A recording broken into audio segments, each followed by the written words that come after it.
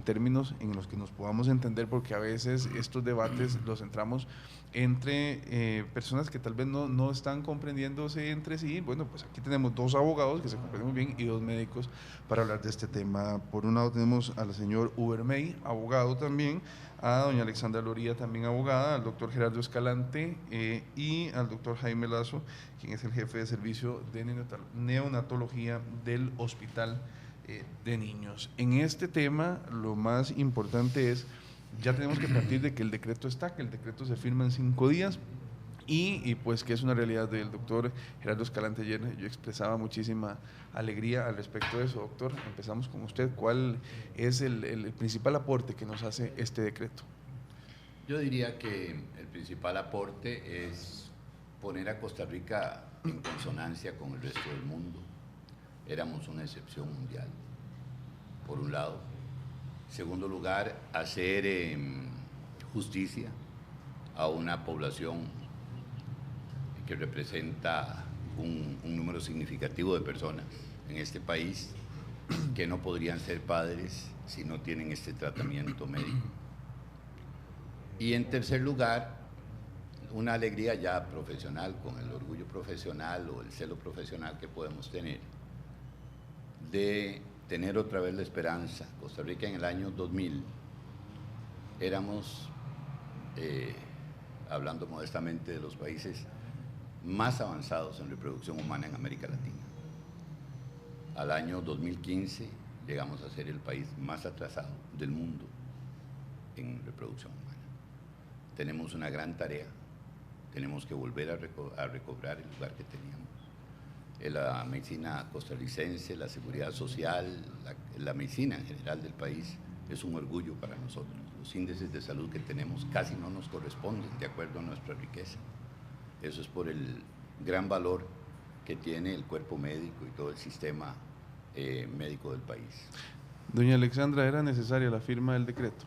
No, yo pienso que todo lo contrario a lo que dice el doctor. Yo creo que es un retroceso en los derechos humanos, es un retroceso en la dignidad del ser humano, es un retroceso en el derecho a la vida de esos seres humanos criados en el laboratorio. Entonces yo lo veo totalmente contrario. ¿Cuáles son los temores principales, doña Alexandra? Principalmente hay uno, que es el de reserva de ley, ¿verdad? Eso es un tema que debe haber sido conocido en la Asamblea Legislativa. No puede el presidente vía decreto aprobar lo que ha aprobado, que es donación de gametos, con el problema que ha generado en el mundo la falta de registros de quienes donan los gametos, como si en Costa Rica los niños, incluso los creados en el laboratorio por terceros que no son sus progenitores, no tuvieran derecho a conocer quiénes son sus padres.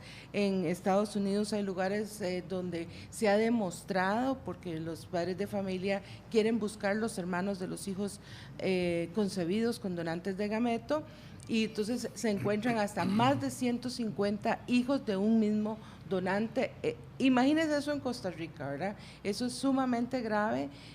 Yo vi el decreto, no dice, en otras partes del mundo se está intentando equiparar el vientre de alquiler a la trata de blancas. Acá no dice nada, incluso no está reservado para hombre y mujer en unión de hecho o en matrimonio. Es decir, en realidad el decreto tiene muchas, pero muy graves situaciones que yo creo que están centradas en complacer, uno, a quienes están en el negocio millonario de criar seres humanos en el laboratorio, y a los padres de familia, y a complacer a aquellos que vayan a donar los gametos, que son óvulos o espermatozoides, de que no tengan ninguna responsabilidad, con total y absoluto olvido del interés superior del niño que están criando en el laboratorio, ¿verdad? Total y absoluto olvido. Sí, no, bueno, yo tengo que estar totalmente en desacuerdo con lo que expresa, con lo que se está expresando aquí en este momento. En primer lugar, me parece muy claro que en este momento quien tiene el tema en sus manos es la Corte Interamericana, De hecho, la misma Sala Constitucional ha venido reiterando que ellos no pueden intervenir en este tema porque eso es reserva exclusiva y excluyente, el conocimiento en esta fase de ejecución por parte de la Corte Interamericana, de manera que el tema si reserva legal o reglamento, será la Corte Interamericana la que lo determine.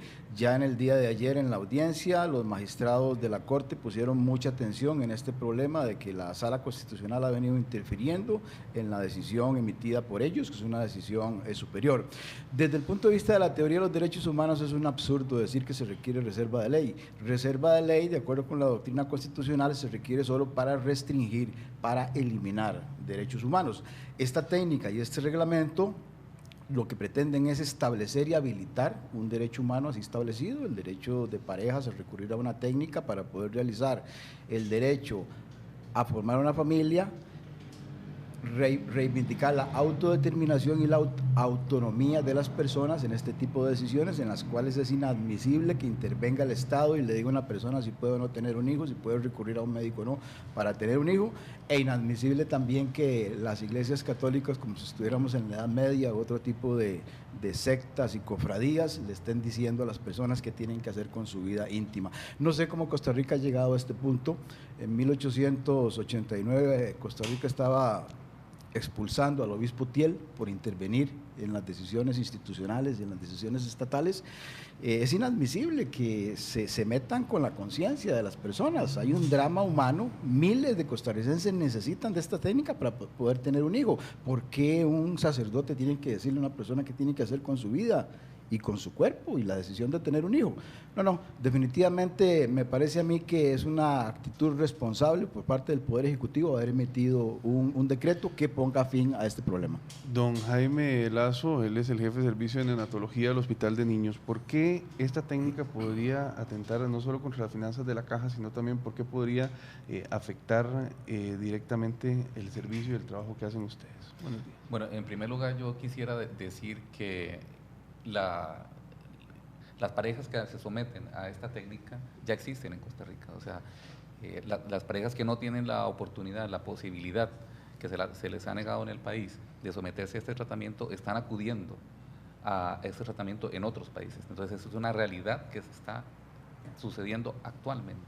Estas parejas van al extranjero, logran un embarazo a través de estas técnicas de reproducción asistida. No solamente esta existe, pero en particular la fertilización in vitro, y regresan a Costa Rica a tener su control prenatal y a tener estos bebés en Costa Rica. Entonces esto ya está generando, digamos, cierta problemática en los servicios de neonatología. ¿Por qué? Que ya nosotros tenemos una capacidad limitada, y al tener mayor riesgo los embarazos productos de la fertilización in vitro de ser múltiples, esto genera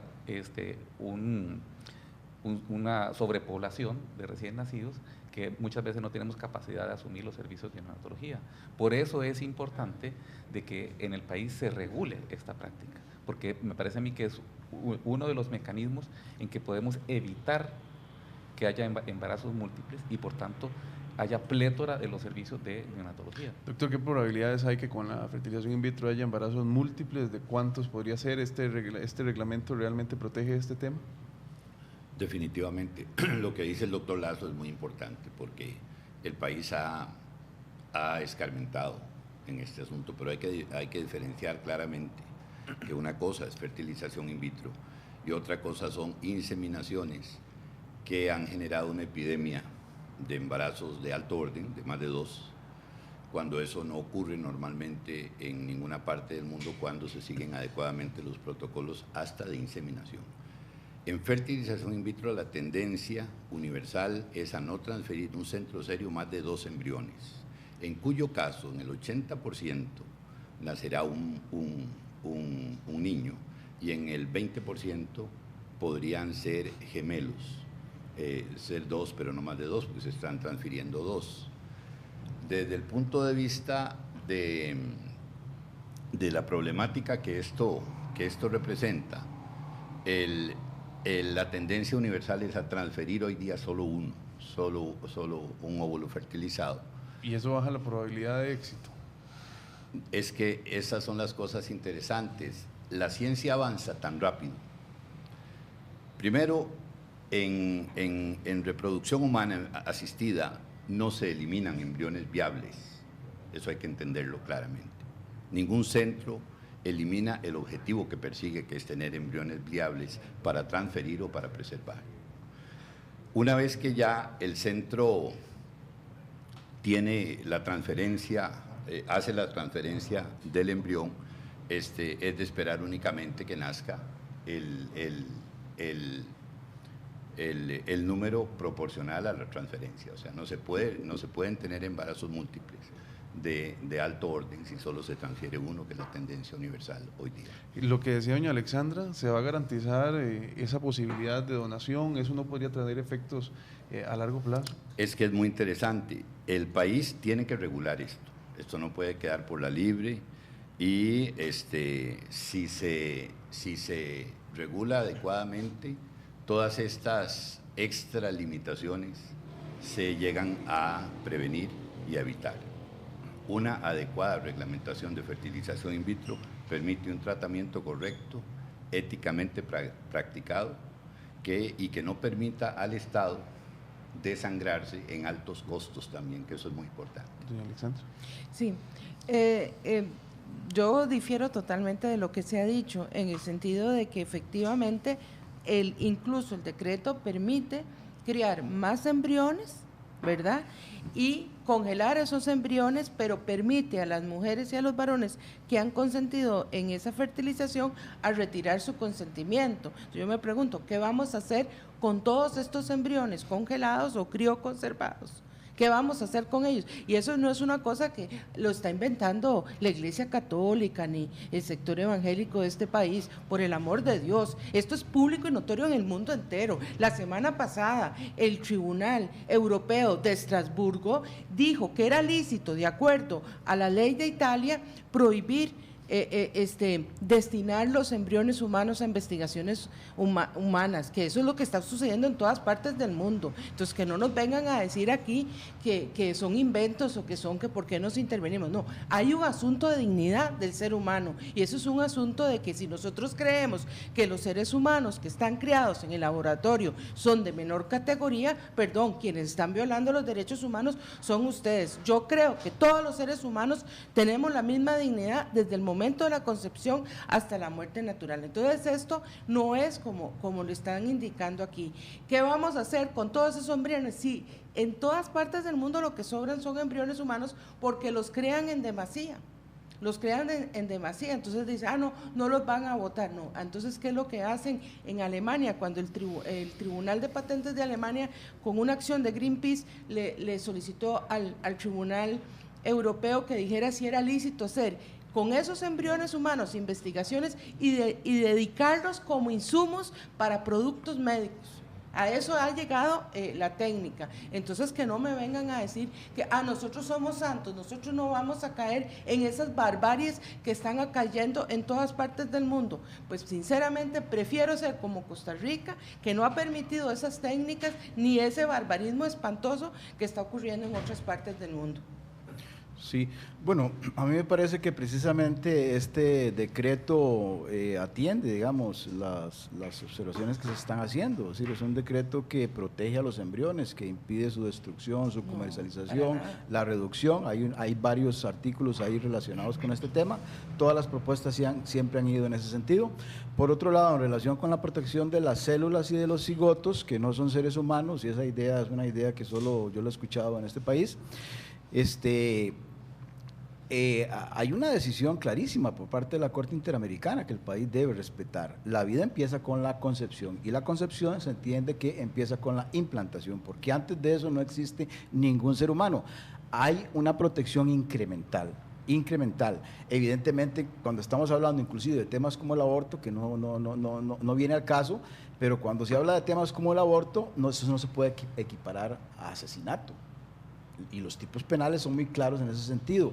La Corte lo dijo y la doctrina lo ha dicho, que en relación con el embrión tiene que haber una protección incremental, porque uno no puede equiparar una célula con un ser humano, y desgraciadamente ese es el problema que tienen los grupos religiosos que entienden que una célula es un ser humano, y esa tesis fue absolutamente rechazada, desestimada, dejada de lado por la Corte Interamericana, y esa interpretación de la Corte Interamericana tiene el valor de la norma interpretada. El valor de la Convención Convención Interamericana que está por encima de la Constitución política en materia de derechos humanos. La Corte dijo, el artículo 4.1 de la Convención Interamericana, cuando habla de la vida, no protege al embrión. Eso no significa que no se pueda proteger como se está haciendo en este reglamento. No, vea, está totalmente equivocado. Vea, en el Tribunal de Estrasburgo, con una consulta específica del Tribunal de Tribunal Estrasburgo no tiene de nada que ver con Patentes, Costa Rica. perdón, es el sistema de derechos humanos, señor. Más avanzado el sistema interamericano. Específicamente, vea, y no es en todas partes del mundo, como dice usted. Austria tiene específicamente una ley que protege al embrión humano desde el momento de la concepción. No permite donación de gametos, no permite alquiler de útero, no permite congelarlos. Eso fue llevado a un tribunal de derechos humanos y dijo, es lícito hacerlo. Lo que pasa es que la Corte Interamericana tiene una agenda específica en favor del aborto, y por supuesto que todas esas técnicas, despersonalizando al embrión humano, se permite poder recurrir a todas estas técnicas, a poder hacer con esos embriones humanos lo que quiera. ¿Cómo empezaron los que empezaron en Inglaterra, el doctor Edwards y los Pero demás, el con la reglamento comisión Warner? ¿Cómo empezaron? Pero el ¿Y en qué reglamento están protege al ahora? embrión. Sí, señor, ¿en qué están ahora? Con células reproductoras humanas y de animales, señor. Ahora están en eso. Entonces no me diga que no El se trata de reglamento prohíbe la experimentación de la con dignidad del embriones. ser humano. El Entonces, reglamento bueno, lo entonces usted no lo me está dando atiende. la razón. Usted dice que para prohibir se necesita una ley de la República. No me está dando la razón, señor. Usted Se empezó este necesita una debate ley de diciendo la eso, se está República contradiciendo. para restringir derechos humanos. Este reglamento lo que hace es posibilitar el ejercicio de derechos humanos. Para eso no se requiere ninguna ley. Pero por eso esto está equivocado en el sentido que se trata de los derechos humanos de los niños. Bueno, y quien estará de los equivocada niños, será la Corte, no yo, sí. porque la Corte es clarísima en relación con ese tema. Bueno, vamos a ver, o sea, porque si es una interferencia en la soberanía del país, lo La es soberanía no específicamente tiene- la con la soberanía no coadyuvancia, aplica en por materia supuesto, de derechos de un humanos. poder ejecutivo Ningún país dispuesto está legitimado a violar los simplemente derechos humanos. darle a estar del lado de una de las partes. O sea, eso es lo que ha sucedido en este país. O sea, que no ha habido de ningún lado un debate que pueda escucharse a ambos. Lo que hay en este momento, un Aquí reglamento para las complacer partes- solo una de las partes. Las partes de Eso carne es y lo que- hueso y es con lo que- alma son las miles de parejas que necesitan de esta técnica para tener un hijo y para hacer una familia. Esas son las partes. Un embrión no es parte de ese problema. Doctor Jaime Lazo, jefe el del niño servicio. creado en el laboratorio no es parte Eso del no son problema. niños, ok. eso no son niños, en los Bueno, laboratorios no se hacen niños. Ok, ¿por qué no le dice a los matrimonios que le ha perdido un embrión, que lo ha colocado en útero distinto, que se mujeres equivocaron pierden- de esperma? las mujeres pierden embriones mire, de el acuerdo doctor con la Edwards, el naturaleza. pionero de esta técnica, El 80% decía, de los embriones se pierden no bajo el podemos, método natural. De ahí, eso habrá que reclamárselo a la naturaleza, y no a los todas las hombres. mujeres les ponen las hormonas para que hiperovulen. No, perdón, Bueno, no es lo mismo, precisamente señor, no se es lo estimula- mismo. se No es estimula lo mismo, para poder señor, crear no es lo vida. mismo, no es lo mismo. La técnica lo que Usted pretende sabe es muy crear bien que vida. no es lo mismo, lo hiperovulan y se generan más óvulos, no es exactamente Bueno, pero los óvulos lo son mismo. células, sobre eso no hay ninguna discusión, ¿verdad? Yo O no sea, hay estoy ningún diciendo problema. que un óvulo no fecundado no sea simplemente una célula reproductora. Lo que pasa es que sí trato con más respeto a esa célula reproductora que ustedes. El doctor Jaime Lazo, jefe de servicio de neonatología del Hospital de Niños. Ustedes están haciendo ese llamado y este señalamiento. ¿Tienen temor de que aquí no se aplique de manera adecuada esta técnica? Justamente lo que nosotros pensamos como gremio, la mayoría de nosotros, es que es importante que se regule esta práctica en el país, porque al no haber una regulación nacional, al no realizarse la técnica a nivel nacional de forma regularizada, las parejas están recurriendo a estos tratamientos fuera del país y el país no tiene ninguna posibilidad de regular el ejercicio de esta práctica en el extranjero. Esta problemática existe independientemente aquí de lo que se está discutiendo desde el punto de vista ético y legal. La realidad es que las parejas costarricenses están recurriendo a esta técnica y como no lo pueden hacer de una forma legal en el país y no está regularizado en el país, entonces acuden a otros centros en el extranjero, donde no necesariamente se hace de la forma adecuada. ¿Hay y garantía regresan aquí en al país Costa Rica? a tener esos ¿Perdón? niños. Hay garantía, doctor Escalante, y usted es uno de los especialistas más reconocidos en el tema de reproducción asistida. ¿Existe garantía aquí en el país de que otros profesionales van a poder cumplir con estos protocolos? ¿Ha sido suficiente? El Colegio de Médicos, por ejemplo, no ha podido hacer efectivamente, hay que ser realistas, un control por inseminación, por ejemplo. Hemos visto embarazos múltiples fuertes y se vino una ola. ¿Qué hay? ¿Qué garantías existen, doctor? Definitivamente la garantía para la mala práctica, que como dice el doctor Lazo, es muy cierto, en algunos países cercanos existe una mala práctica de transferencias de óvulos fertilizados múltiples, cosa desacatando el consejo de transferir solo 2 para minimizar el impacto del embarazo múltiple. Eso es muy frecuente. La garantía la tiene que dar el acto médico vigilado por el Colegio Médico, la reglamentación de los centros por el Ministerio de Salud y los protocolos de trabajo. En fertilización in vitro es mucho más difícil violar esos reglamentos que en inseminación. Porque si se exige no transferir más de 2, es imposible que nazcan 4, excepto una eventualidad fisiológica extraordinariamente rara, que es la partición embrionaria espontánea múltiple. Pero eso sería una cosa anecdótica. De manera que con estos sistemas el país controlaría adecuadamente una buena práctica y ética. No hace falta la ley, como ha dicho don Boris Molina, también abogado que ha defendido a estas parejas, don Uber, que era necesario también el tema de si hay una mala praxis, cómo va a tener el médico. Yo pienso que el ordenamiento jurídico nuestro tiene suficientes instrumentos para controlar y fiscalizar a los profesionales y a las clínicas. Hay una ley general de salud, hay una ley general que regula las funciones del Ministerio de Salud, hay leyes que establecen competencias a los colegios profesionales, el colegio médico. El colegio médico bien pueden meter en cintura a un profesional que realiza una práctica antiética, que se han dado en el campo de la inseminación artificial. De manera que instrumentos jurídicos normativos para ordenar y para aplicar ya están dados. ¿Ha habido médicos sancionados, doctor Escalante? Usted también es parte de la comisión dentro del Colegio de Médicos. Por ejemplo, esta oleada hubo como 3 o 4, bueno, ustedes han recibido bastantes embarazos múltiples por ahí. ¿Ha habido algún tipo de sanción a un médico, 2 o 3? El colegio ha iniciado mediante su fiscalía el estudio del último caso del Hospital México y del Hospital Calderón Guardia, y se están esperando los informes de la Fiscalía. Una vez que se logre de alguna manera demostrar la responsabilidad del profesional, el colegio tiene su articulado para sanciones que van desde una llamada de atención incluso hasta la suspensión del ejercicio profesional. ¿Está la caja preparada, don Jaime, para recibir y hacer esta técnica y hacer estas gestiones? Ayer la presidenta ejecutiva decía que lo ven complicado. ¿Cómo lo ven ustedes desde...? Sí, bueno, los detalles desde el punto de vista propiamente de la técnica, ya esos son asuntos que se escapan, digamos, a mi conocimiento, pero sí requiere, digamos, de una serie de insumos. Desde el punto de vista neonatal sí hay una limitación en este momento, o sea, los servicios de neonatología del país, la red neonatal de atención, se ve limitada en cuanto al número de cupos que tenemos, pero como insisto, a esta realidad nos estamos enfrentando ya, porque hay un número importante de embarazos múltiples que son producto de las técnicas de reproducción asistida que se aplican actualmente, ¿verdad?, en el país, como la inseminación artificial, y de las técnicas que se están realizando fuera del país, la fertilización in vitro que se realiza fuera del país, pero esas parejas regresan a Costa Rica a tener control de ese embarazo y a tener a sus hijos y hijas en el Sistema Nacional de Salud.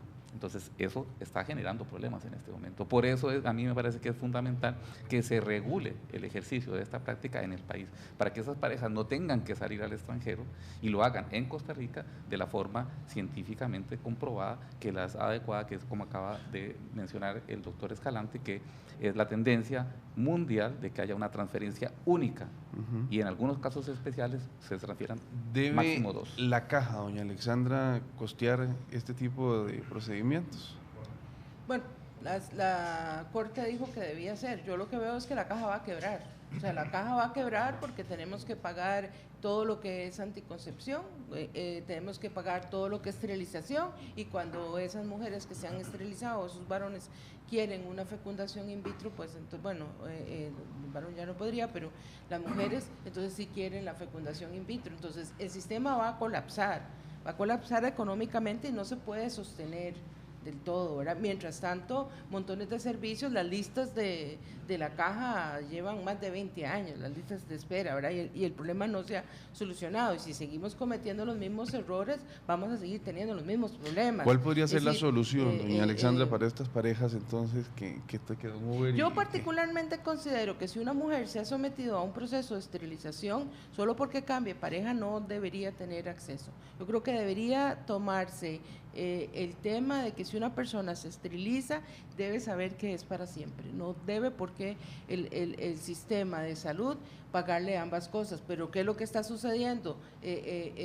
Precisamente las mujeres que se han esterilizado quieren regresar al sistema para poder tener fertilización in vitro. Y también falta una gran educación, porque se le da a la gente la idea de que la fertilización in vitro es así como una suma, 2 más 2 son 4 y punto, y no es así. Entonces, también hay en ese sentido bastante ignorancia, porque ha convenido como decir que es un método sumamente exitoso y que todo mundo que recurre al método va a quedar embarazado, y eso no es así, ¿verdad? Eso no es así. De hecho, pues nosotros hemos tenido varias mujeres que se han sometido al proceso y que nos han hecho la consulta porque no ha sido eficiente, no han logrado el bebé tan deseado que querían. Doctor. Tal vez para ampliar el comentario que hacía usted sobre la preparación de la seguridad social.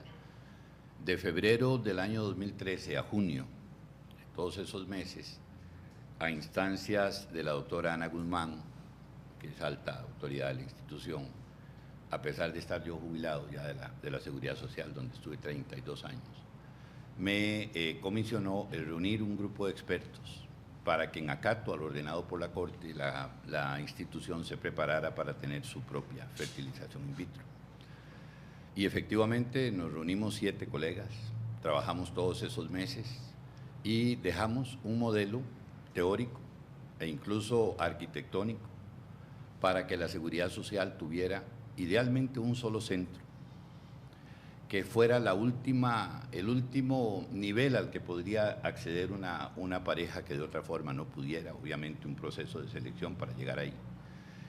Y de esa forma la seguridad social pudiera hacerle frente. Yo considero, y nosotros junto con Gerardo Trejos, que fue el prócer de esta causa, que lamentablemente no vio su triunfo, nosotros le hicimos una petitoria a la seguridad social, a la Corte Interamericana de Derechos Humanos para que existiera fertilización in vitro en la seguridad social. La discriminación actual es que la que tiene afortunadamente dinero para irse del país tiene hijos, pero la que no tiene esa condición se quedó sin familia. Y eso es una discriminación horrible que solo la vivimos los que estamos en contacto con las parejas y que vemos que unas salen felices para otro país y las otras salen llorando porque no tienen el dinero para ir. Eso es terrible. Si en Costa Rica iba a haber fertilización in vitro y la seguridad social no lo iba a poder ofrecer, seguía el principio de discriminación por factor económico. De manera que la caja en ese momento, bajo la égida de la doctora Ana Guzmán, preparó a la institución, y entiendo que la institución ha seguido evolucionando con su preparación para esto. Sí, no, yo sobre este argumento de lo económico en verdad no le veo mucha razonabilidad, me parece más que es un asunto como de oposición al tema. No le veo razonabilidad porque los costos que yo conozco en el nivel privado rondan los $10,000, y no veo por qué a la caja le puede salir, digamos, más caro. Es decir, bueno, don Gerardo puede ilustrarnos sobre ese tema de los costos, pero es que aquí hay un problema de salud también, es un tema de derechos humanos, y la caja no puede negarse a brindar atención a una necesidad médica. Es decir, eso no se trata de un capricho, se trata de que hay un diagnóstico médico que hace referencia a un digamos, a un tratamiento. La caja tendrá que ordenar sus finanzas. Yo parto de que los costos son razonables. Entiendo que montar un laboratorio de este tipo no demanda más allá de lo que pueden ser las prestaciones de algún médico en la caja. Los costarricenses tenemos también que exigir a la caja un poquitito de eficiencia, porque no puede ser que las clínicas particulares estén en disponibilidad ya mañana de dar este servicio en nuestro país a costos razonables y que la caja no esté en capacidad de poder brindar ¿Se puede este servicio. iniciar, doctor, con las prestaciones de algún médico, como dice Hugo, pero es Sí, tan claro, barato, o tan sea, fácil, tan sencillo? Veamos, tal vez a veces es bueno hablar en números absolutos y no en porcentuales, porque reflejan más la realidad. En este país yo estimo, y esos cálculos los llegamos cuando trabajamos precisamente con la institución para ver cuál era la altura de la ola que venía. Yo estimo que deben haber unas 5.000 parejas necesitando fertilización in vitro en este momento para ser padres. Una vez que esas parejas hayan resuelto su necesidad biológica, quedará, estimo, un remanente de 500 casos por año. Se ha dicho que efectivamente la caja va a quebrar, jamás. Una unidad de reproducción humana de altísima tecnología, inusualmente equipada, $1 millón.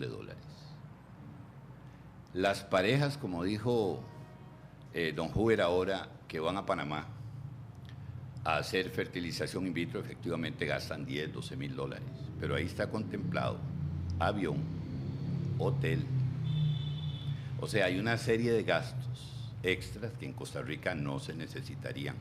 Por otro lado, los medicamentos que se usan para inducir ovulación efectivamente son carísimos, pero no son únicos.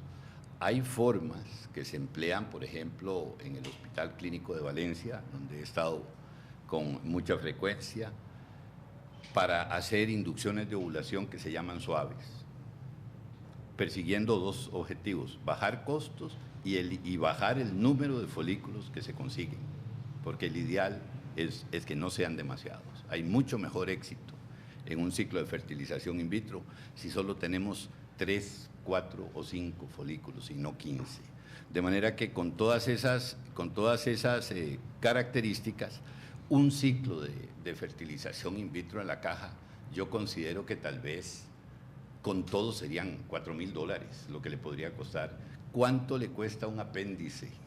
Un apéndice en el Calderón Guardia, en el San Juan de Dios, en el Hospital México, a la Seguridad Social. Le aseguro que le cuesta mucho más.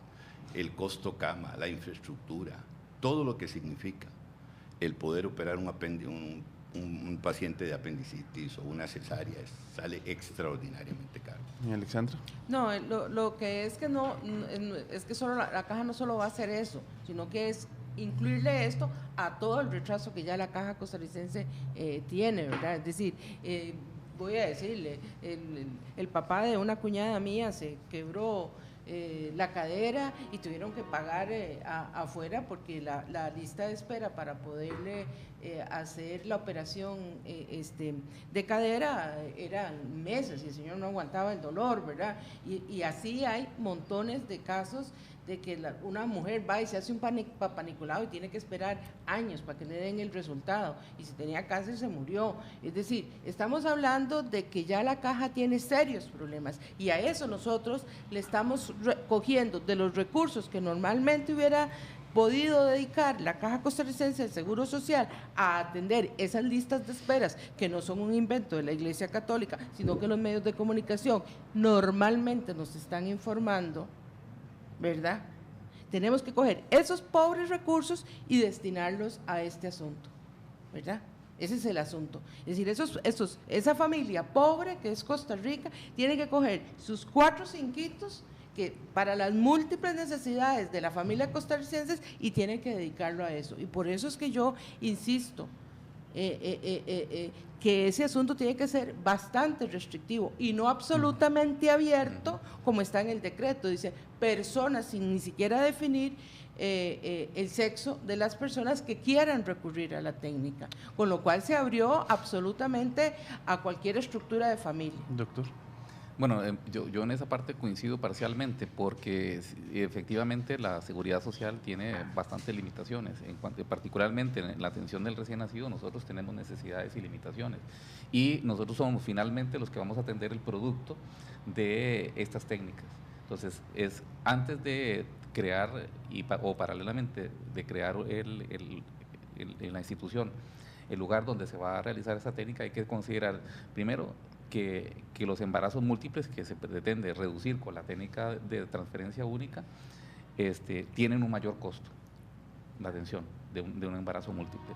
Y en segundo lugar, al haber un mayor riesgo de embarazos múltiples, por tanto van a nacer más niños y los servicios de neonatología vamos a tener que asumir la atención de estos recién nacidos. Entonces es importante que haya un fortalecimiento de los servicios de neonatología. Y yo sí coincido en que debe ser restringido el acceso, debe pasar un filtro, pero eso se puede regular, ¿verdad?, a nivel institucional, de cuáles son las parejas que finalmente van a ser sujeto de la aplicación de esta técnica, porque también es un asunto de selección y planificación dentro de la institución, porque no podemos estar haciendo varios tratamientos en un plazo de tiempo muy corto que generen mayor cantidad de nacimientos, riesgo de nacimientos múltiples y por tanto creen problemas de ocupación en los servicios de neonatología. Don Uber, a modo de cierre.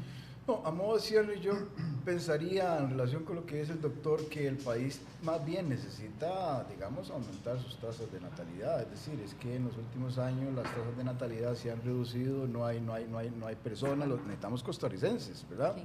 Y no puede ser que, digamos, la seguridad social no esté preparada para esto. Es decir, hace 20 años, ¿cuál era la tasa de natalidad? Las personas tenían 2, 3, 4 hijos. Y inadmisible que la caja diga que no puede atender los hijos que requiere el país, ¿verdad? Eso me parece que es inadmisible, es algo así como decir que no podemos cumplir nuestra función, es decir, la caja tiene que estar preparada para atender los partos que el país necesita que se dan en el país, ¿verdad? Nosotros en el Comité de Reproducción Humana del colegio, atendiendo a esta preocupación del doctor Lazo, incluimos un neonatólogo, porque esto no se puede dividir. Si nosotros somos el principio, neonatos es el final. Es un solo proceso.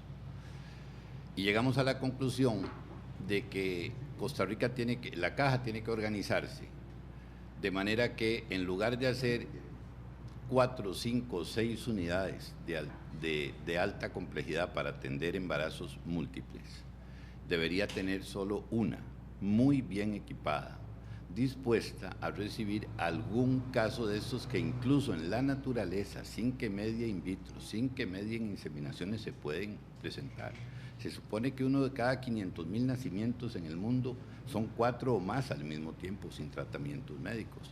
Entonces, es bueno que la institución se prepare en un solo centro, porque en este momento lo que dice el doctor Lazo tiene razón, se tiene la capacidad para la usanza diaria, pero cuando viene algo imprevisto, ya es tocado, o sea, ya no hay cómo. Muy bien, muchísimas gracias a don Uber May, abogado, al doctor Gerardo